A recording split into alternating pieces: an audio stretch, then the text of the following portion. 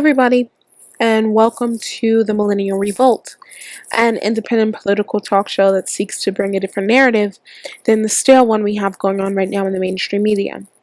So today we're going to be talking about freedom of speech, we're going to be talking about leftist ideologies, and we're going to be talking about our good old friend to the north, Canada. And I think it's important, especially for people on the left, to start having these conversations more and opening up dialogue, because we see what's been happening on college campuses, we see what's been happening in social justice movements, and things have just gotten out of control. It has just reached the tipping point, and we see a lot of people supporting or tolerating illiberal ideologies for the sake of tolerance. And that's something that we're going to be talking about right now. So let's just get into it. So I think one of the first distinctions that need to be made before we get anywhere in this video is the distinction between liberalism and leftism, because contrary to popular belief, those are two very different things. Their ideology is very different. There is a difference between liberalism and leftism. So I'm going to break that down right now. Liberals are those who advocate for liberty. Freedom of speech is a liberal value, as is freedom of association. Classical liberalism stands for economic freedom, freedom of expression, civil rights of individuals, and limited government under the rule of law. You know, in the US, Europe, Australia, and even Canada, it still means that. And it's crazy how the definition has been changed so much that now it's considered right-wing. So now that we've broken down what liberalism is, or liberal ideology, it's time to break down what leftism is, or leftist ideology. Now, a leftist is a person who simultaneously advocates for radical individualism and radical egalitarianism. Radical individualism is being the exuberant exercising of personal freedoms without a sense of responsibility to human history. It's the immutable principles of the society around them. The individual tends more to emphasize on personal rights while neglecting personal responsibility. Now, radical egalitarianism is the advocation of equality of outcome rather than equality of opportunity, and often unconsciously seeks to persecute those who have achieved more than others with the hand they've been dealt. Thus, the desire for bigger government, to impose laws on people with an elastic concept of fairness on the achieving citizenry. So today we're going to be talking about Jordan B. Peterson. He's a tenured professor of psychology at the University of Toronto and a clinical psychologist. Many of his lectures are popular on YouTube, such as Potential, The Necessity of Virtue, and Redefining Reality. Many people have been deeply influenced by his book, Maps of Meaning, The Architecture of Belief, which explores how and why divergent cultures produce similar myths and stories. Peterson is focused on fighting political correctness. He is alarmed at how quickly it is metastasizing into law that seeks to punish any and all of self-expression, such as his case, which is Canada's Bill C-16, which would amend Canada's Human Rights Code and Criminal Code to add gender identity and expression as a special category for anti-discrimination. I'm going to show you guys a video when he was recently interviewed by Lauren Southern at a rally of free speech at the University of Toronto. Peterson made it clear that even if his job is in jeopardy, that the stakes are far too high to remain silent. He said, "Something ugly is brewing." He said, "If we leave political correctness to its own devices, totalitarianism is inevitable." And I'm going to show you guys what happened in this video, and then we're going to discuss.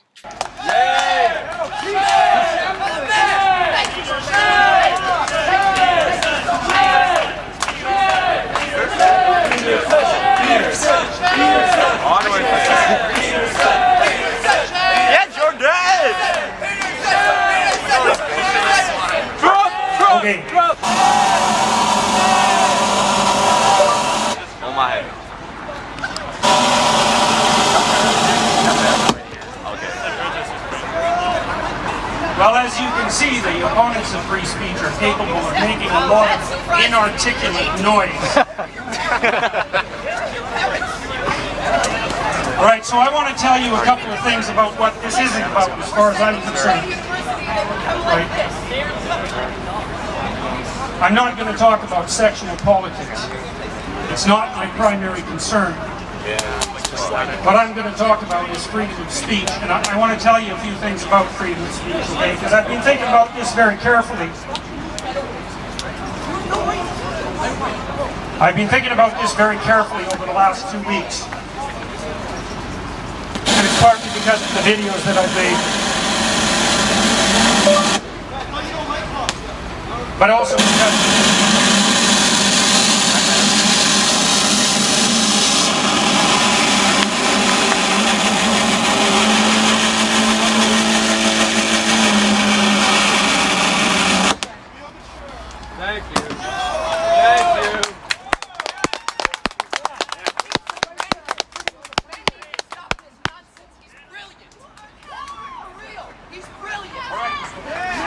by which we keep our society functioning. Woo!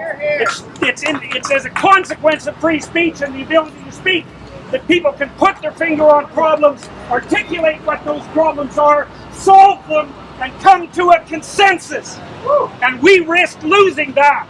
With Bill C-16 and its surrounding legislation, it's the first time I've seen in our legislative history where people are attempting to make us speak their language. Shame! Shame! Shame! Shame!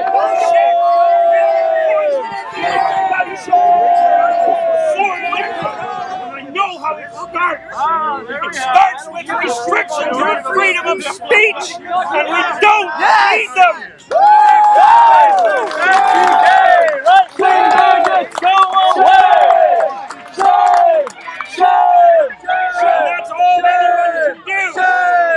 Thank you for coming. That's happening in Canada, but you can slowly see this happening in the United States. And unfortunately, if you have people continuing to act like that, maybe their points are valid. Maybe these people do have legitimate concerns and worries that they feel that is going to affect them. But the point is, when you start screaming down the opposition and you start labeling people misogynistic, homophobic, racist, xenophobic, one, you take the power and the meaning from those words, because those are very powerful words with deep implications, and you're just using it as pejoratives to try to get your point across. You lose anyone who would want to support you, because nobody has time for that. Nobody has time to be slandered because you can't emotionally control yourself or articulate your argument in a way where somebody can come over to your side and see your point of view. This is the kind of behavior that you expect from 12-year-olds, 13-year-olds, hell, even 11-year-olds. You don't expect this from college-age students who are 18, 19, 20, 21 years old, who can't control themselves long enough at a free speech rally to be able to get the mic when it's their turn to speak, to be able to get their point across and tell the crowd why they feel this bill will personally affect them in their daily lives. This is the kind of crap that I do not tolerate, and I have no sympathy for. Because when you start screaming down other people and you start slandering other people when they are not racist, they are not homophobic, they are not misogynistic, because you can't articulate your arguments, just shows how much of a coward you are and how low you'll go and stoop to try to get your point across. And it's disgusting behavior like this that is flourishing all across our college campuses, and that needs to stop. So I'm going to show you guys what happened in the rest of the video right now. I just got here like 20 minutes ago, not even, and like I'm just really disgusted by that, like that they're bringing that kind of thing out here. And I mean, like it's very ironic in itself that we're trying to have a discussion here about being able to have a discussion, and they're doing that. Like it just doesn't make sense to me. Like they're literally proving our point for us, right? Yeah. I want to like ask them to stop nicely or something. Like I don't know. Like I don't think asking nicely works with these people. it's really ridiculous. Maybe if you say please. This was organized to impose restrictions on basic. I came prepared this time. What's your main arguments? Because you're allowed to go on the mic, No, I don't want to. Why not? White noise for white noise. That's how it works. but they're actually saying things. You're literally white noise. What? They're actually making arguments. You're literally just making white noise. Just talk to somebody else. You see, that is where my problem lies. You hear what he says. He says, I don't want to go on stage white noise for white noise. Which means you don't want to engage in a conversation. You don't want to hear anyone else's point of view. You just want to jam your thoughts down people's throats. If you are concerned, and all of the people who are in favor of this bill are concerned about their well-beings and are concerned about discrimination, you would get up on stage in front of an audience who's not antagonizing you, who's not harassing you, who's not threatening you. Your life is not in danger. No one is being violent towards you in any way. You can go on there, to get on the mic and say what you need to say and make the argument to the people in that crowd why they should support the bill, and engage in a dialogue, engage in a conversation where everyone can come to the table. Everyone may not agree, but at least they'll have a better understanding of where you're coming from. But you don't want to do that. You just want to scream, yell, shout, make noise, act like children, and then look shocked and amazed when people say, well, I don't give a fuck about what you're saying. I don't care about what you're saying, and fuck your feelings. This is the thing that frustrates me so much, is because these are adults. These are people my age who are acting like this. It's the most shameful thing I have ever seen. As a person who looks to be very older, who has lived longer than all of these jackasses combined, who has more experience in his little finger and has more life experience in his finger than any of these people will ever have, and you have the nerve to sit there and try to shut this man down, scream him down, when you don't even have the courage to stand by your convictions and get on stage and say what you need to say. The biggest form of hypocrisy I have ever seen in my life. And I just want to say one thing to the people who are yelling and screaming and trying to silence others. The opinion that is silenced, for all we know, could be the opinion that is true. And when you silence other people's opinions, no matter what those opinions are, even if you strongly disagree with those opinions, you could be silencing the truth. So I was at UTSU, and all these guys right here, they were demanding for Jasmine. They were demanding for the UTSU to come and talk to them. They wanted to parlay. Okay? So we're in a discussion right here. There's a bunch of people. I think everybody here, we should have a discussion and nothing else. That's not helping if you're just chanting stuff. Come here and bring the mic and let's talk. Yeah. Do you want to talk? Yeah, what's up? What do your signs mean? I want to save civilization. We have proof.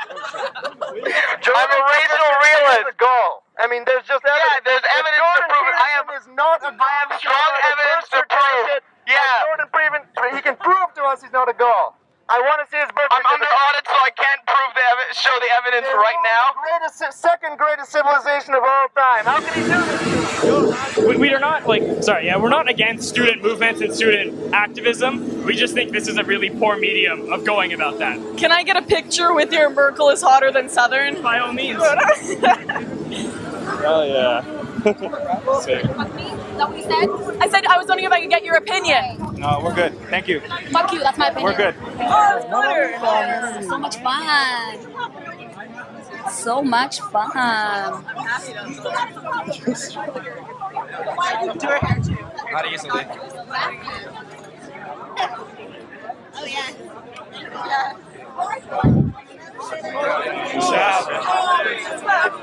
Stop that. I come from a country that has been bombed by NATO and that has been war-torn, to this country where I thought it was more liberal and more democratic and now they're not even allowing people to speak on the campus, and they're labeling them all as racist. Privilege is given to those people that have been grown up in a country that has not been bombed, that has not had any kind of war in it, and that have the freedom of speech saying those kind of stuff. But this is just outrageous. It's despicable, and it's just disgusting to have these people protest against hate speech. They're doing the hatred and the racism here. Where are you from? I'm from Serbia.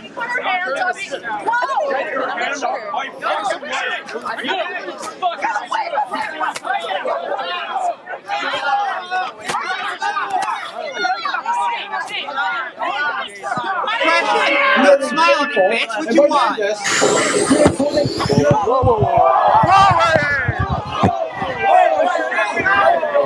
Grab me and pull me in and try to figure me. They're the person right over there with the black lipstick.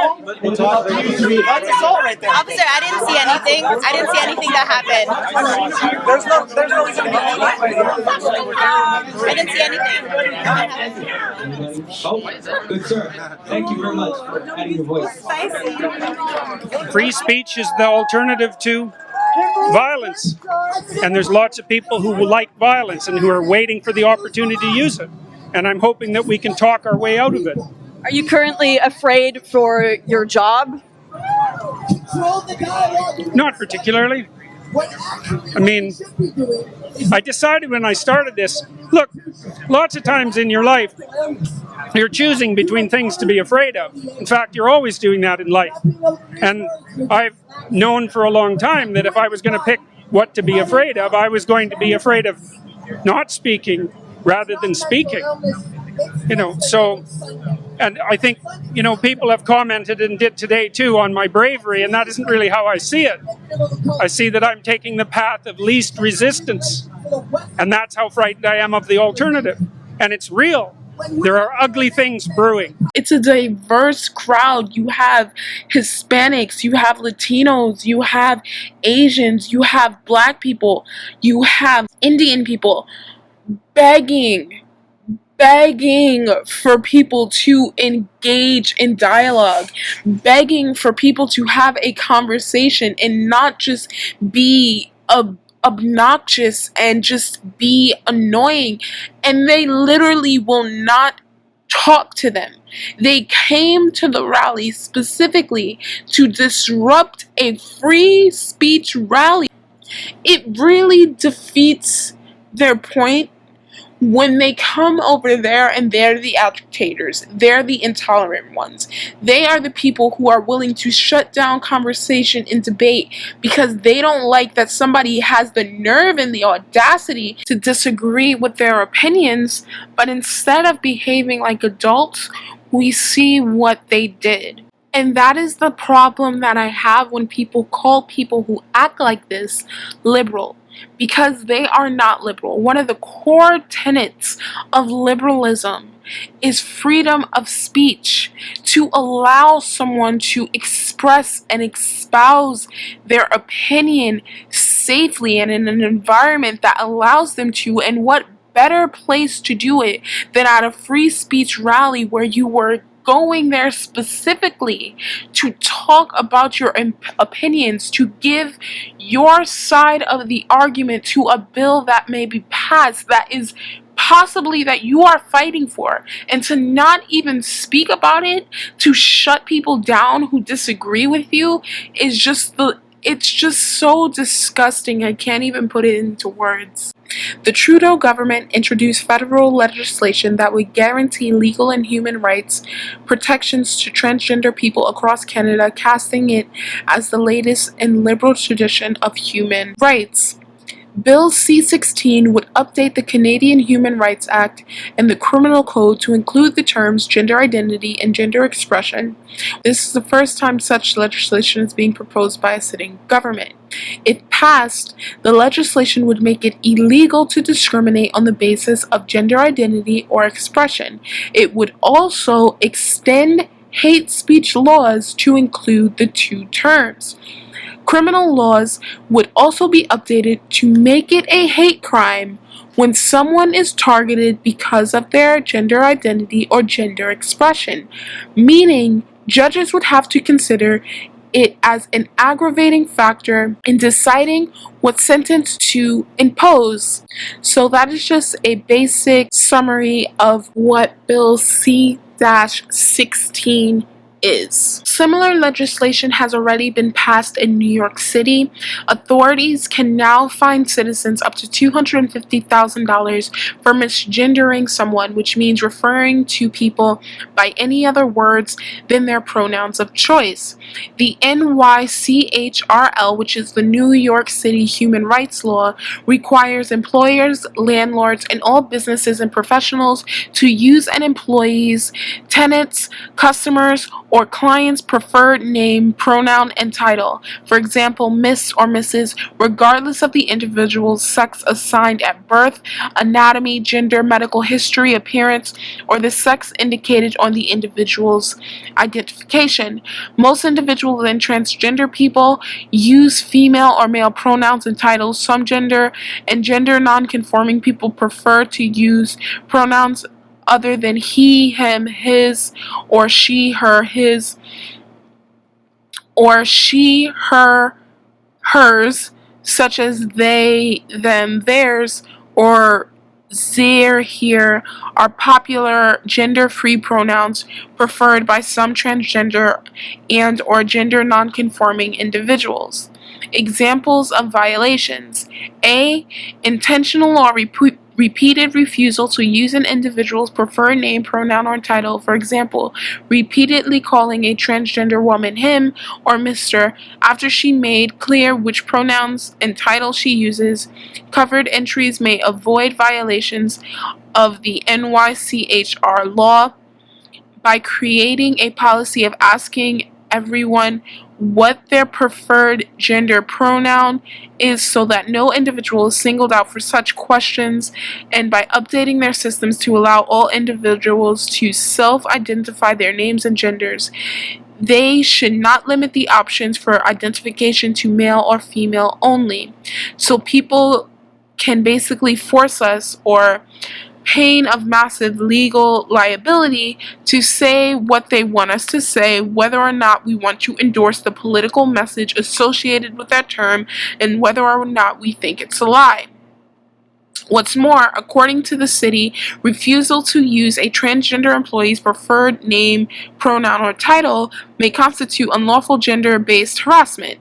The label harassment is important here because harassment law requires employers and businesses to prevent harassment by coworkers and patrons, and not just by themselves or their employees. This is particularly well established for harassment by coworkers, but it has also been accepted for harassment by fellow patrons. So an employer or business that learns that its employees or patrons are refusing to use transgender employees' preferred pronoun or title would have to threaten to fire or eject such people unless they comply with the city's demands.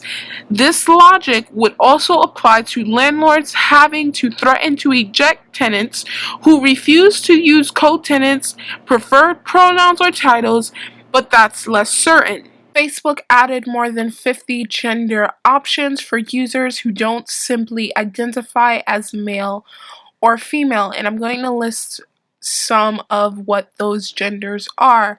It's agender, androgynous, bigender, cisgender, cisfemale, cismale, cisman, ciswoman, female to man, cisgender female, cisgender woman, FTM, gender fluid, gender questioning, gender variant, gender queer, male to female, MTF, neither, neutrous, non-binary, other, pangender, trans female, trans male, trans person, trans woman, trans feminine, trans masculine, transsexual, trans person, two spirit, transsexual man, transsexual person.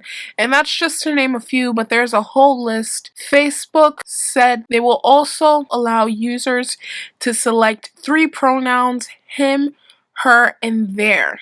So that's just what's happening in the US as of right now. There hasn't actually been a full law that affects all 50 states. That happened in New York and that happened on Facebook. But let's get back to what's happening in Canada.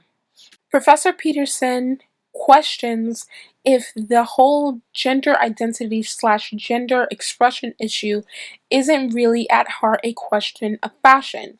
He says because the logic underlying the argument is that biological sex, gender identity, and gender expression vary independently. He says, noting quickly that that is absolutely contradicted by the data, which shows 98% of people having the same gender identity as their biological sex. It has become unmoored from the underlying reality and it's all interpretation. Well, if it's all interpretation, it's not distinguishable from fashion.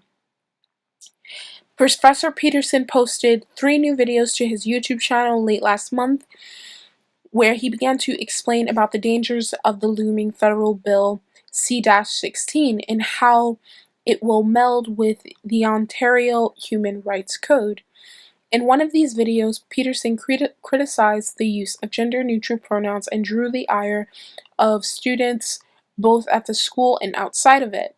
That led in swift succession to 2 warning letters from the university, one dated October 18th from the Dean of the Faculty of Arts and Science. Peterson correctly called an exemplar of Orwellian doublespeak. A free speech rally and a counter-protests and complaints were made against him.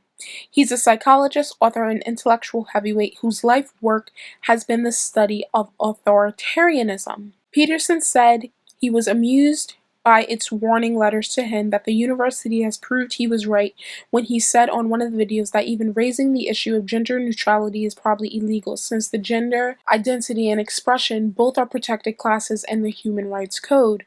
The letter from the arts dean, by the way, begins, as Peterson says, with a ringing defense of the university's stance of free speech, only in the next page to impose a limitation on that speech for him. Language hugely matters. One of the things I've come to understand is that the central functional axiom of Western society is language, is the process that keeps chaos and order in balance, and that when language is corrupted, we careen into chaos and pathological order. He says, we're going to have 31 different classes of pronouns. No, we're not. It's just not possible.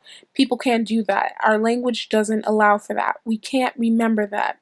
What if we make a mistake? He says part of it, apart from untenability, is that you don't actually have the right to demand that of someone, that every individual is surrounded by the mass of humanity, and the mass of humanity is to be categorized in the fastest and simplest manner possible because you can't do it any other way.